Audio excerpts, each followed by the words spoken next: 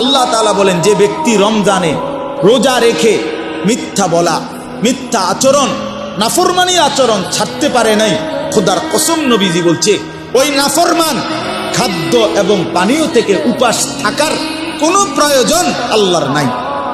যা বেটা তুই, আল্লাহ বলেন মিথ্যাই যেহেতু ছাড়লি না, মোবাইলের নারীয়ে যেহেতু ছাড়তে পারলি না, সুদখোর তুই সুদে যেহেতু ছাড়লি না, বেপর্দা নারী, বেহায়া নারী তুই যেহেতু পর্দাই করতে পারলি না, তো আর উপাস থাকার দরকার নেই, ভাতে খা, সকালের নাস্তাও কর, দুপুরের খাবারও খা, লাগবে না, তোর রোজা দিয়ে আমি করবো।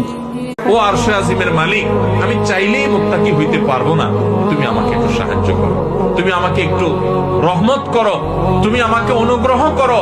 তোমার কত বান্দা খারাপ মানুষ ছিল, তারা ভালো হয়ে গেছে। আল্লাহ তুমি আমাকে একটু ভালো মানুষ বানায় না, আমি যেন ভালো হইতে পারি। চেষ্টা করা যাবে না ইনশাআল্লাহ?